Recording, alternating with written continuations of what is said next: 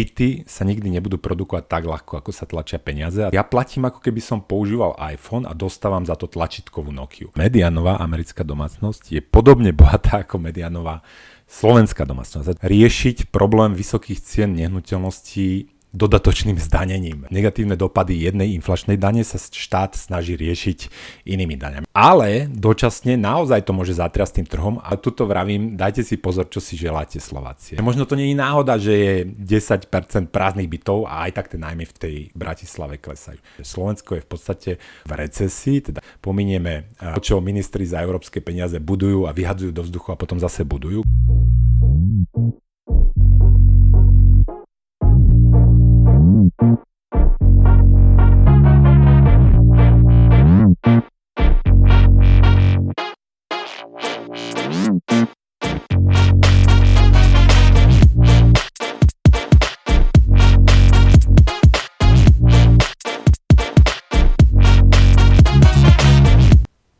Podiel nákupov druhej a ďalšej nehnuteľnosti rastie a len v roku 2025 viac ako polovicu nehnuteľností na bývanie kúpili ľudia, ktorí už aspoň jednu vlastnili. Zároveň je na trhu veľký počet málo využívaných bytov. Vo veľkých mestách tvoria viac ako 10% všetkých bytov a v takmer všetkých sledovaných mestách tento podiel stúpa. Píše sa v ostatnej správe Národnej banky Slovenska, ktorá sa zároveň rozhodla diskriminovať pri úverovaní vlastníkov viacerých rezidenčných nehnuteľností a diskriminovať podľa veku. Influenceri pionieri hneď na to reagovali. Investori berú mladým byty, NBS to ide do októbra zmeniť. Alebo je až šialené, že investori dnes kupujú viac ako polovicu všetkých bytov a domov na Slovensku. Mladí ľudia kvôli tomu čelia doteraz najhoršej dostupnosti bývania za posledných 15 rokov. MBS to ide konečne zmeniť. Alebo investori berú mladým bývanie dvakrát, zdražujú byty a 10 000 z nich nechávajú prázdne. No, čiže máme 10% prázdnych bytov v Bratislave, 10% a viac. A zároveň nájmy v Bratislave klesajú a zároveň mi niekto hovorí, že je kríza bývania. To znie zaujímavé. Dobrý deň, ja sa volám Juraj Karpiš a toto je ďalší podcast zo série Ako prežiť zlé peniaze a dnes sa pozrieme teda na tie byty. Kedysi dávno som pracoval v banke vo Viedni. Tam som pomáhal napríklad zakladať dceru banky, ktorá nakupovala super grécke štátne dlhopisy a deriváty na tieto produkty, keďže mali fajný vysoký výnos, čo teda o niečo neskôr tú banku skrachovalo, ale to je iný príbeh. No ale vtedy, keď som pracoval vo Viedni, tak som býval v tzv. VG, vo Wohngemeinschafte, to znamená, že sme bývali v prenajatom byte, viacerí ľudia. No a jedna moja spolubydla bola Erika bola z Venezuely. No a rozprávala mi, ako jej rodine chodia výhražky, že nemajú zasadené na poliach, že teda na tých poliach nič nepestujú, ktoré vlastnia, že majú tzv. Prázdne polia a že teda hrozí, že štát sa začne o tieto prázdne polia zaujímať a začne ich zdaňovať, čo sa nakoniec aj stalo a zdanili im to 100% daňou, to znamená, že ich vyvlastnili. Erika a jej rodina niekoľko rokov na to z Venezuely emigrovali do Španielska. Myslím si, že dobre spravili, lebo tá Venezuela 20 rokov, teda ten socialistický raj, 20 rokov tých ľudí trápi a momentálne ešte stále nevidno nejaké dno. No ale výsledkom toho znárodnenia alebo 100% zdanenia tých prázdnych polí paradoxne nebolo viac potravín pre všetkých ostatných, ale výsledkom bolo to, že v roku 2016 a 2017 Venezuelčania tak hladovali, že priemerný Venezuelčan schudol o 11 kg a že tam pojedli všetky zvieratá v zoologických záhradách. Čiže na toto som si spomenul, keď prekvapivo som čítal správu Národnej banky Slovenska, ktorá sa začala zaujímať o tzv. Prázdne nehnuteľnosti. Oni to robili na základe spotreby elektrickej energie, že dali si poslať dáta ohľadom toho, že aké majú jednotlivé byty spotrebu elektrickej energie a naščítali byty, ktoré spotrebujú žiadnu elektrinu alebo takmer žiadnu, alebo majú nízku spotrebu elektriny a povedali, že týchto je teda viac ako 10%, v Bratislave dokonca aj v Košiciach a že to je teda problém. Teraz na začiatok ja si uvedomujem, že ide o pomerne háklivú tému, predsa len na to bývanie mi nesiahajte, keď som Slovák. Tuto je to veľmi populárna téma a ja niekedy si z toho robím srandu, že my tu máme cirkev svätej tehly, že teda tí Slováci naozaj majú radi nehnuteľnosti a má to svoje historické dôvody, to k tomu sa ešte dostanem. No ale viem, že ide o tému, ktorá sa dá dobre dojiť, teda podobne dobre sa dá dojiť téma krízy bývania ako téma medvede a vedia to aj politici, aj influenceri. No v tomto prípade tá ostatná správa Národnej banky Slovenska, kde teda hovoria o tých prázdnych bytoch a o tom, že teda idú regulovať to úverovanie tých viacnásobných vlastníkov nehnuteľností, čo má teda pomôcť nejakým spôsobom riešiť tú situáciu, tak je podľa mňa dostatočný dôvod na to, aby som sa ja tomu trošku venoval, aby som sa zastavil nad tým, že čo sa tu deje na tom trhu. Lebo keď si to zoberete, tak práve tá kombinácia toho, že aj mňa to prekvapilo, mne skoro zabehlo, že až viac než 10% tých bytov tu je údajne prázdnych v tých veľkých mestách. A zároveň, lebo ja už viem, že klesajú nájmy aj v Bratislave, aj v Košiciach a toto mi príde zaujímavá kombinácia, lebo trošku sa to bije s tým naratívom. My všetci predsa vieme, že je tu kríza bývania, my všetci vieme, že je strašne nedostatok nehnuteľnosti, že nie je kde bývať a zároveň na to, aby sa teda stretol dopyt s ponukou nájomného bývania, teraz nie akože vlastnenia, ale nájomného bývania, tak tie nájmy už musia klesať. Tuto mi niečo nejde do hlavy a preto sa nad tým zamýšľam napriek tomu, že je to podobné ako pichnúť do osieho hniezda alebo vstúpiť do hovna. Na rozdiel od väčšiny influencerov a novinárov, ktorým je nad Marxa jasnejšie, že za drahé nehnuteľnosti môžu investori a špekulanti, ja tú situáciu vnímam trošku komplikovanejšie, že podľa mňa tým hlavným výnikom sú centrálne banky a ich monetárna politika a ono to má takú dlhšiu históriu, že neviem, či si ešte pamätáte, ale kedysi tu bola monetárna stimulácia, to znamená, že Európska centrálna banka vravila, že je problém príliš nízka inflácia, robila kvantitatívne uvoľňovanie, Helmut v Európskej centrálnej banke tlačil 80 až 120 miliard eur každý mesiac a rozdával to ľuďom. No a na Slovensku to vedlo k tomu, že tú dlhú dobu bola cenová inflácia vyššie, ako než boli úroky na tých hypotékach. To znamená, že každý, kto si zobral hypotéku a hoci čo si kúpil, tak na tom zarábal reálny úrok, že nemal na to náklad, ale bol tam reálny úrok. To znamená, že bohatol tým, že si požičiaval a dával to do nehnuteľnosti, ale mohol to dávať do hocičoho iného, lebo naozaj tie úroky boli pod cenovou infláciou. No a práve táto stimulácia ekonomiky, táto stimulácia agregátneho dopytu práve na Slovensku mala obrovský efekt, keďže my sme tu po tej finančnej kríze nemali zlyhané banky, nebola tu splasnutá bublina a tie slovenské domácnosti na to naozaj citlivo reagovali, na to, že sa rozdávajú peniaze zadarmo a práve v tom období po tej finančnej kríze až do toho covidu boli slovenské domácnosti majstrami Európy v zadlžovaní, že zadlžovanie domácnosti rastlo najrýchlejším tempom.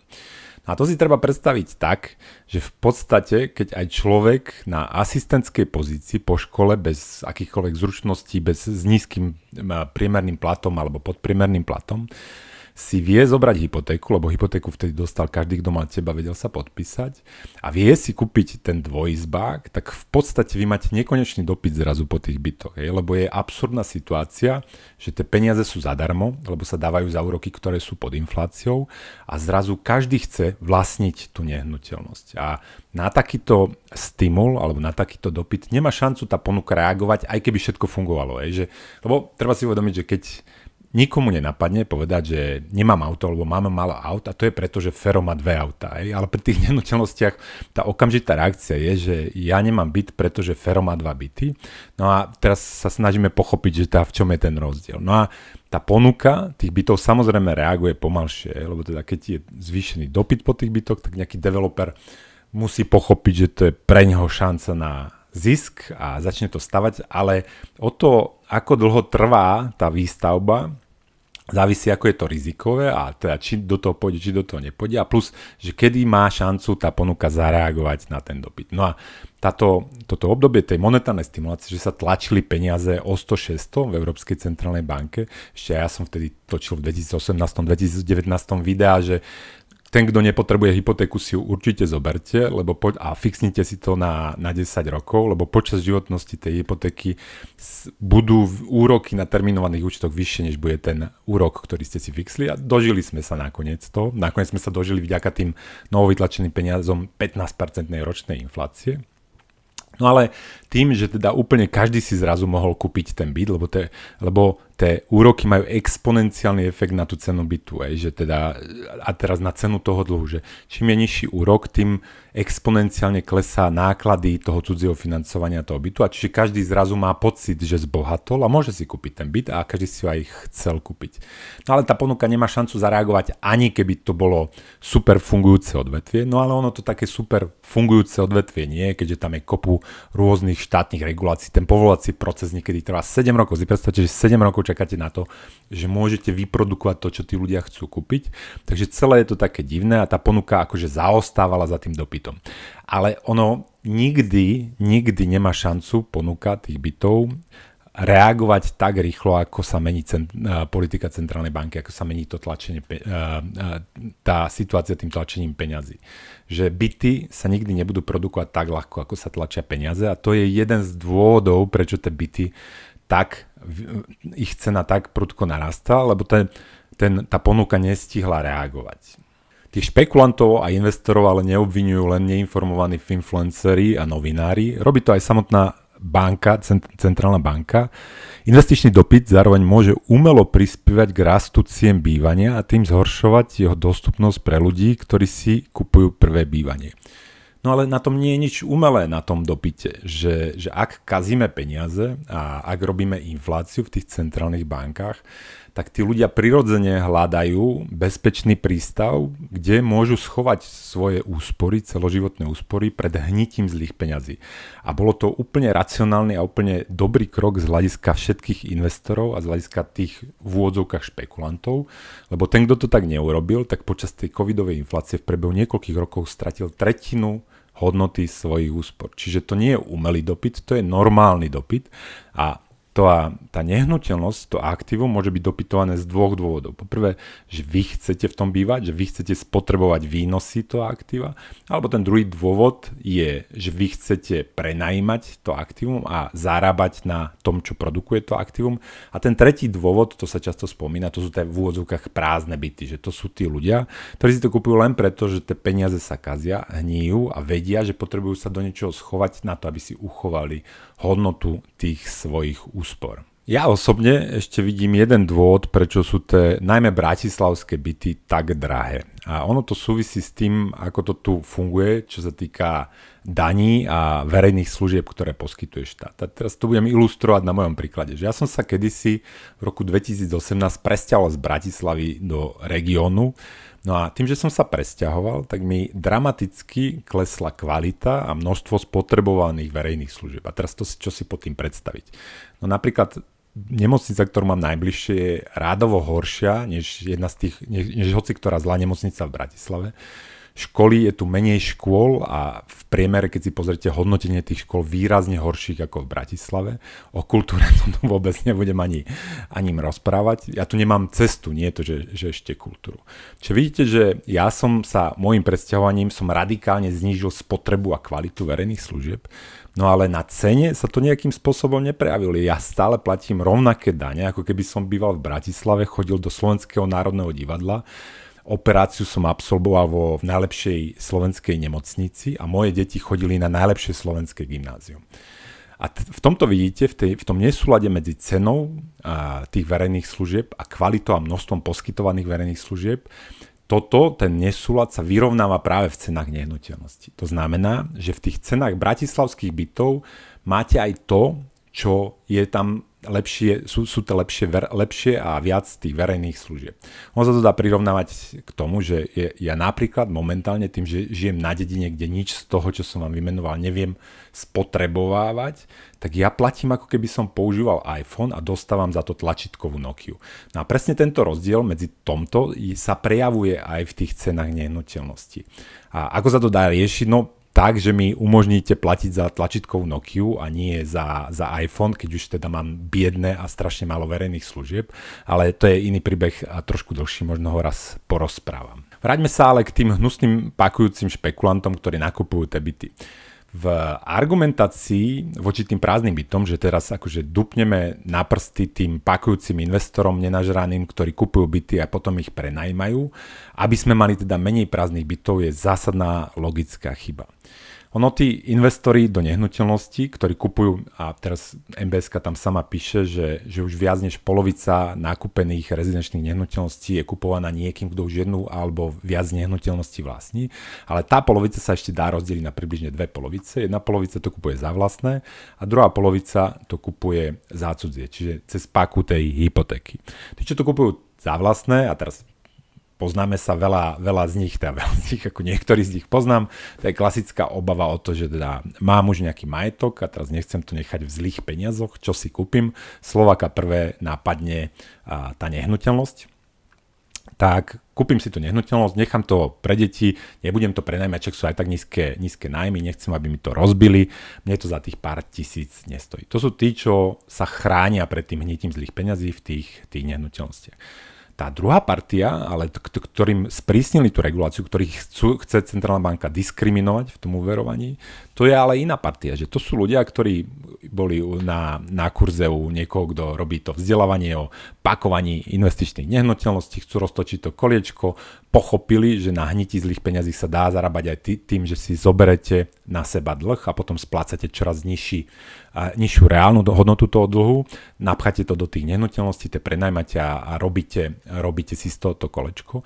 No, takíto ľudia, oni naopak, že ich činnosť prispieva k tomu, že máme menej prázdnych nehnuteľností, nie viac prázdnych, ale menej prázdnych nehnuteľností a to ako skúste si predstaviť, že Roman Kružliak bude mať prázdny byt, ja neviem čo, pol roka a bude mu to jedno. No to tak vôbec nie. Keď si, minule som sa pozeral na podcast a tam sa Roman sťažoval, že prvýkrát po dlhej dobe sa mu stalo, že 4 mesiace do jedného z tých jeho 70 bytov nevedel niekoho nájsť. 4 mesiace. Tie ostatné byty doteraz to vždy fungovalo tak, že okamžite tam niekoho našiel, ale teraz za 4 mesiace nikoho nemohol nájsť. No ale prečo to tak trápi? A prečo to trápi všetkých, čo sú cez paku v tých nehnuteľnostiach a snažia sa to točiť? No pretože vy čím máte menej vlastného kapitálu v tom byte, tak tým ten nájom je vyšší podiel výnosu na tom vlastnom kapitále. Predstavte si, že kúpim si za 70% hypotéku byt, mám tam 30% vlastného kapitálu. Keď ja prídem o 5% výnos z toho nájmu, tak ja strácam takmer 20% výnos na vlastnom kapitále za rok. A pre tých 20% aj ten hnusný imperialistický špekulantský investor zodvihne zadok a podá ten inzerát a nájde si tam toho nájomcu. Čiže nie. Čiže to presne naopak, že títo ľudia, ktorým ideme sprísňovať tú reguláciu, tak oni tie byty prázdne oslobodzujú často, lebo to kúpia od niekoho, kto tam má len zaparkované úspory a vrátia to na trh nájmov. Čiže oni robia presne to, čo treba na to, aby sa zvyšovala dostupnosť bývania. Napríklad robia presne to, čo Európska komisia v poslednom country reporte odporúča Slovensku ako štátu, že má podporovať rozvoj nájomného bývania. A toto presne títo ľudia, ktorí mi idú teraz dupnúť na prsty, tak presne oni suplujú tú funkciu a oni presne rozvíjajú nájomné bývanie. Ono to vidno aj na číslach, že Roman mi poskytol čísla, on to zbiera z portálu nehnuteľnosti.sk a tam mu vyšlo, že v roku 2025 bolo na trhu nájmov v Bratislave o 35% viac nehnuteľností poskytovaných práve za účelom nájomného bývania ako rok predtým. Čiže vidíte, že oni tú prácu suplujú tú funkciu toho štátu a rozvíjajú to nájomné bývanie a celkom sa im to darí a podľa mňa sa im to darí až tak dobre, že tie nájmy klesajú, ale k tomu sa ešte dostaneme. Ono ten slovenský poklad v podobe tých našich nehnuteľností má mnohé výhody a na to nemôžeme zabúdať, že ten spôsob, akým sa transformovala tá naša spoločnosť toho komunizmu, viedol k tomu, že veľa ľudí sa dostalo k tým nehnuteľnostiam a ten pomer ľudí na Slovensku, ktorí vlastnia nehnuteľnosti, je extrémne vysoký. Že to je stále na 90%. A keď sa pozriete na tie západné spoločnosti, tak tam ani zďaleka ako takéto percento sa nedosahuje. A teraz má to obrovské výhody v tom, a teraz pre nás všetkých, že to robí Slovensko rovnostárskejšou spoločnosťou z hľadiska majetku. To znamená, že ten rozdiel medzi chudobnými a bohatými je vďaka tomu, že veľa ľudí vlastní nehnuteľnosti o mnoho menší ako v tých iných krajinách, kde tie nehnuteľnosti nevlastnia. On sa to dá pekne ilustrovať na čistom majetku domácnosti. Tie posledné prieskumy, ktoré robila MBSK na Slovensku, tak boli, myslím, že z roku 2021, že to údaje boli z roku 2021. No a to čistý majetok, toto bohatstvo domácnosti, to znamená, že si zoberiete všetko, čo vlastnia a odčítate od toho ten dlh a zistíte, koľko v čistom vlastnia, tak bolo niekde okolo 100 000 eur. A ono to narastlo od roku 2017 do 2021 o 40%, ale bolo to niekde okolo 100 000 eur. No ale drvivá väčšina tých 100 000 eur, to je práve tá nehnuteľnosť a nejaká je odhadovaná trhová cena. Keď si zoberete mediánové bohatstvo Američanov, tak my sme strašne blízko, že oni majú $120 000, ale keď to upravíte o ten rozdiel kurzu eura a doláre, tak je to len o niečo viac. A to je fascinujúce, že v podstate Amerika napriek tomu, že keď z hľadiska HDP a všetkých iných ukazovateľov je radovo bohatšia, tak tá priemerná americká domácnosť, teda nie priemerná, ale mediánová americká domácnosť je podobne bohatá ako mediánová slovenská domácnosť. A to je tá hlavná výhoda toho slovenského bohatstva v podobe tých nehnuteľností, že aj tí najchudobnejší Slováci sú výrazne bohatší než najchudobnejší Američania. Konkrétne v tých číslach, že keď si pozrete 20%, čiže najmenej zarábajúca pätina domácností v Amerike má mediánový čistý majetok necelých $10 000. Čiže mediánový čistý majetok najnižšie zarábajúcej najchudobnejšej pätiny amerických domácností má majetok, ten čistý majetok okolo $10 000. Na Slovensku je to 62 000 eur. Čiže najchudobnejšia pätina na Slovensku ľudí je 5-krát bohatšia než najchudobnejšia pätina ľudí v Amerike. A to je práve vďaka tým nehnuteľnostiam. Že to sú práve to, že tu aj tí chudobní ľudia vlastnia nehnuteľnosti, ktoré stíhajú zvyčajne s tou infláciou a chráni ich to pred tou kradmou rukou štátu v podobe tej inflácie. Čiže tak rýchlo nechudobnejú. Na druhej strane má to aj svoje rizika, samozrejme, mať teda väčšinu majetku práve v tých nehnuteľnostiach. A tie rizika doteraz sa až tak nebolo vidno, lebo doteraz bolo to obdobie 20 rokov, keď tie nehnuteľnosti pekne rastli, ako tu bola tá inflácia, kazili sa peniaze, my sme vstúpili do Európskej únie, zvyšoval sa dopyt po tých nehnuteľnostiach, investovalo sa tu, ľudia sa zadlžovali čoraz viacej, objavili slovenskú ropu v podobe hypoték a zo zadlženia domácnosti išli z 13 na 70% ročného príjmu domácnosti, čiže toto všetko bol pozitívum a rástli tie nehnuteľnosti. Ale podľa mňa sa dostávame do ďalšej fázy cyklu, kde tie nehnuteľnosti nemusia byť až tak super prístavom, a to vzhľadom na demografiu, vzhľadom na zahranično-politické smerovanie Slovenska, vzhľadom na zhoršovanie podnikateľského prostredia, znižovanie investícií, všetko toto, čo poznáte. No ale dnes, keď teda tie slovenské domácnosti majú väčšinu majetku v tých nehnuteľnostiach, tie nehnuteľnosti sú korelované s tým, čo sa deje na Slovensku, sú málo likvidné, že keď budú chcieť ľudia predávať, tak budú predávať všetci. Čiže je tam riziko vyššej korekcie. A zároveň ďalšia nevýhoda je, teda okrem toho, že nemajú iné druhy aktív, ako akcie alebo iné finančné aktíva, je, že tých finančných aktív alebo tej likvidity majú strašne málo v porovnaní s ostatnými ľuďmi. Lebo keď máte veľký podiel majetku tvorený práve nehnuteľnosťou, tak jasné, že budete mať napríklad cez hypotéku a splácate to postupne, tak potom máte menej peňazí, menej akcií, menej dlhopisov. A teda ste zraniteľnejší a o mnoho citlivejší na to, čo sa deje práve v tej vašej krajine s tými nehnuteľnosťami. Keď sme pri rizikách pre ten slovenský poklad, tak jedno z dôležitých rizik je práve zdanenie. A to, že sa plánuje zdaniť nehnuteľnosti výrazne viac ako doteraz, tak o tom sa už dlho hovorí, len zatiaľ žiaden politik nenašiel tú odvahu, ale podľa mňa obdobie, keď bude tak zle, že tá 4. alebo 6. konsolidácia nebude fungovať a naozaj budú potrebovať peniaze, tak siahnu aj potom a samotná Národná banka Slovenska aj v tejto správe už chystá na to pôdu.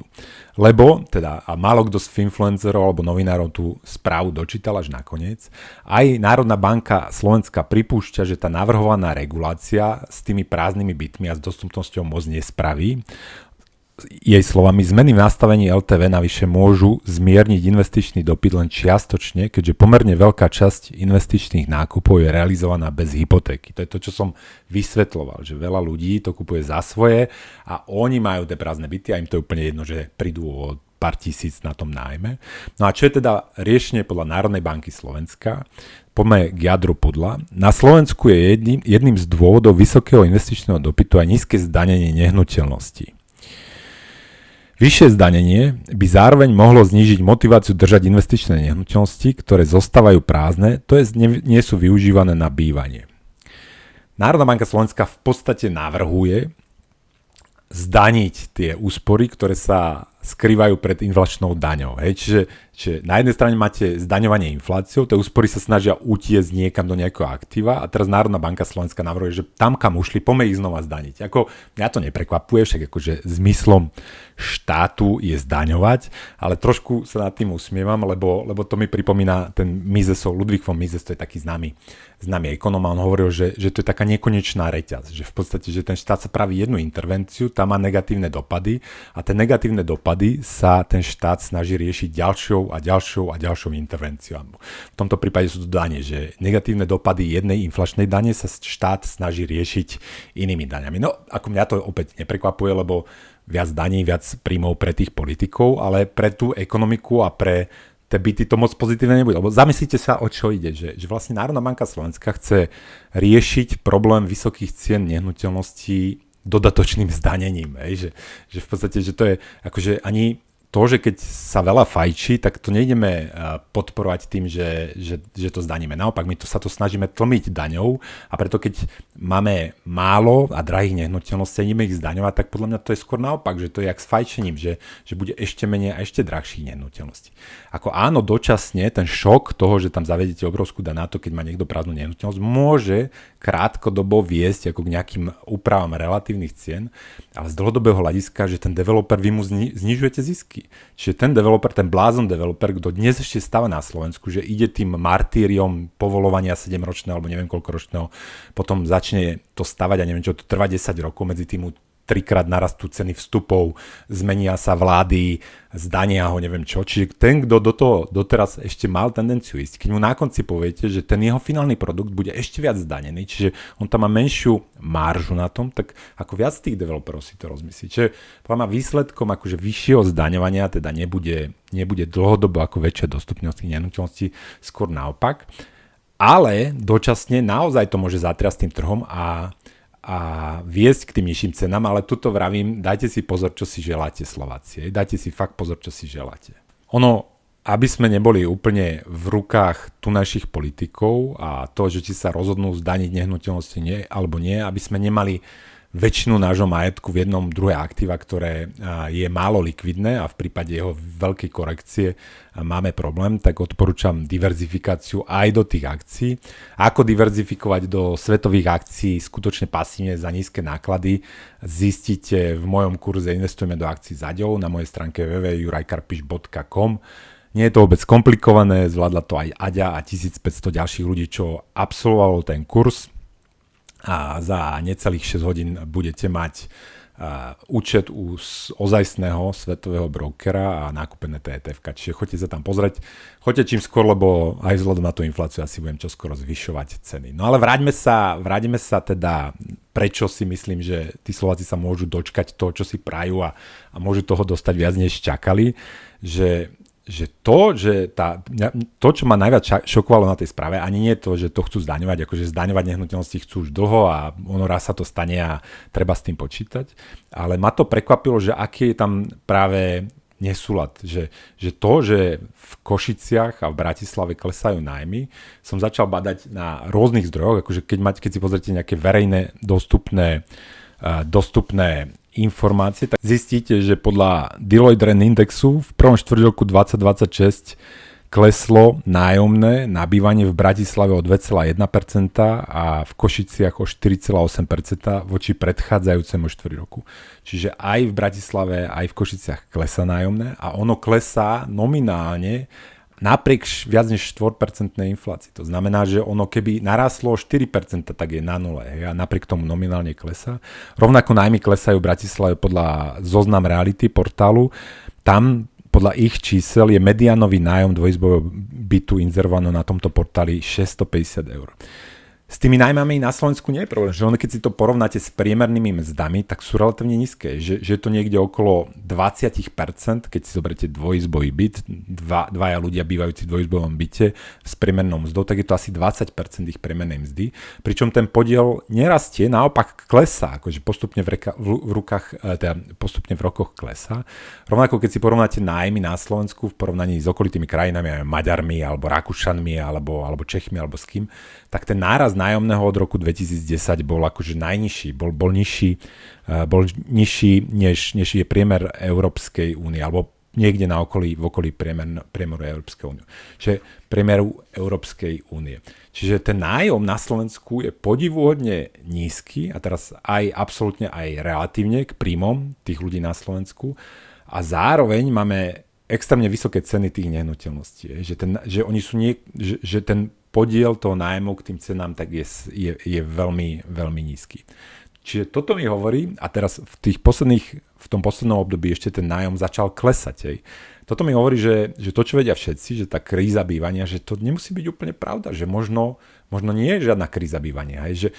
Ja rozumiem tomu, že Národná banka Slovenska sama píše, že ak by pokračoval rast cien bývania a rast príjmov domácnosti aktuálnym tempom, pri zachovaní úrokových sadzieb by finančná dostupnosť bývania do konca roka klesla na jednu z najnižších úrovní za posledných 15 rokov. No ale oni nehovoria o dostupnosti bývania, že ten ich index, oni to robia na základe takého indexu, kde sú rôzne veci, úroky, počet vyprodukovaných nehnuteľností, neviem čo, ale to nie je index bývania. To, čo oni robia, je index dostupnosti vlastnenia nehnuteľností. Ale vlastnenie nehnuteľností není bývanie, že vy nemusíte vlastniť nehnuteľnosť na to, aby ste bývali. Sám som najlepší príklad, že som mal 3 deti a som býval v prenajatých nehnuteľnostiach a bol som celkom OK s tým, až potom som teda developol a postavil si svoju nehnuteľnosť a už vlastním, už môžem bývať, už môžem byť spokojný, lebo nikto ma neľutuje. Ale bývať sa dá aj v cudzom tak, ako si chlebík môžete napiecť vo vlastnej piecke, môžete si ho napiecť v pekarovej piecke a kúpiť si ho. Čiže a index dostupnosti bývania, to sa volá nájom. A ten nájom, ako som vám už hovoril, nie je vysoký, relatívne ani absolútne v porovnaní medzinárodnom, ani v porovnaní k príjmom Slovákov a zároveň klesá. A toto mi príde zaujímavá dichotómia. Opäť, ten nájom, možno to je len nejaký výkyv a už nebude klesať, že možno to je len následkom napríklad toho, že ten rast toho nájmu bol prepalený po covide, alebo že sa tým kompenzujú vyššie ceny energií. No ale ja sa skôr prikláňam k tomu, že nie, že asi to je ozajstný signál. A teraz to sú všetko anekdoty, že možno to nie je náhoda, že ten Roman Kružiak zrazu po rokoch a rokoch nevedel nikoho nájsť do toho svojho bytu na 4 mesiace. Stalo sa mu to začiatkom tohto roku. A že možno to nie je náhoda, že je 10% prázdnych bytov a aj tak tie nájmy v tej Bratislave klesajú. Že možno to je zmena trendu a súvisí to s tým, čo sa deje. Že Slovensko je v podstate podľa mňa už v recesii, teda ak pominieme to, čo ministri za európske peniaze budujú a vyhadzujú do vzduchu a potom zase budujú. Keď toto dáme preč, tak podľa mňa Slovensko momentálne je už v recesii. No a to nie je dobrá správa pre budúci vývoj cien nehnuteľností, ktoré sú ustrelené a už dnes sú príliš ďaleko od tých nájmov. Že keď tí vlastníci tých nehnuteľností, a to je jedno, či sú v tom cez paku alebo za vlastné, nevedia v takomto prostredí zvyšovať ten nájom, tak aby sa to dalo nejak do poriadku, ten pomer ceny k nájmu, aby ten výnos na tých slovenských nehnuteľnostiach nebol dlhodobo tak extrémne nízky, neporovnateľne nízky, že výnos na priemernom bratislavskom, ružinovskom dvojizbáku je 3%, alebo niečo cez 3%. Výnos na amerických štátnych dlhopisoch je 4%. Tak tie ceny budú musieť sa začať vrácať. Čiže aby som to zhrnul, moje čakanie na recesiu vedie k tomu, že mám tendenciu si myslieť, že tie klesajúce nájmy a kopu tých prázdnych nehnuteľností signalizujú, že ten trh slovenských rezidenčných nehnuteľností nemusí mať v tých nasledujúcich rokoch až také zaujímavé výnosy, akože to je trošku eufemizmus, pretože že by som počítal aj s možnosťou, že to môže klesať, že bude zrejme raz nezamestnanosť, nerastú už reálne príjmy obyvateľstva A vidno to už na spotrebákoch, že rastie miera nesplácaných spotrebákov. Vždy akože tie hypotéky samozrejme tí ľudia splácajú, kým sa dá a skôr akože sa to prejavuje to riziko na tých spotrebákoch.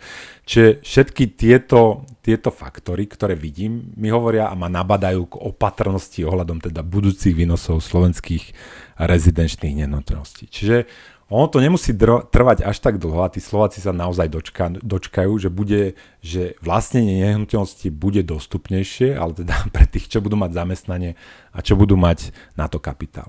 Bohužiaľ, v prostredí, kde vyše 90% ľudí vlastní nehnuteľnosť a tá nehnuteľnosť je kľúčovou zložkou majetku tých domácností, v prípade, že tie nehnuteľnosti začnú klesať, tak to bude mať sekundárne efekty aj na spotrebu, aj na slovenskú ekonomiku, keďže pocit bohatstva tých domácností sa priamo odvíja od tých cien nehnuteľností. A to, čo posledných 20 rokov pôsobilo ako plus, môže v následujúcom období, ak by došlo naozaj ku korekcii v tých nehnuteľnostiach poklesu cien, pôsobiť na tú slovenskú ekonomiku ako mínus.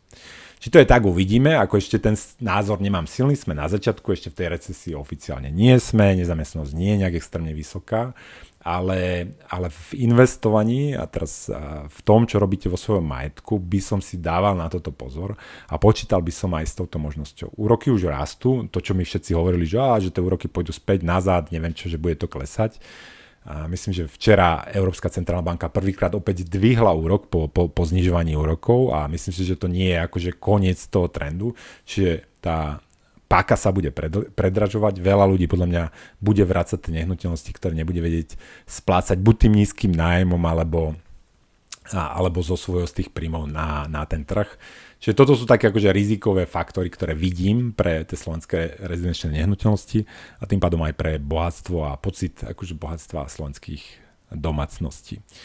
Ak nechcete byť v zájati čisto túto miestnych bytov, ale chcete si ten svoj majetok rozložiť aj do iných druhov aktív a v iných jurisdikciách, kde teda to všetko nezávisí len na tých našich politikoch, a ak chcete vlastniť svetovú ekonomiku pasívne cez akcie, choďte na moju stránku www.jurajkarpič.com, tam je kurz Investujeme do akcií s Aďou, zvládla to Aďa, zvládlo to 1500 ostatných ľudí, zvládnete to aj vy. Za pár hodín budete vlastniť ETF-ka pasívne dlhodobo u poriadneho svetového brokera. Dobre, to je na dnes všetko, situáciu budeme sledovať a niekedy na budúce, nie o medveďoch, ale možno znova o nehnuteľnostiach. Dovidenia, do počutia, majte sa.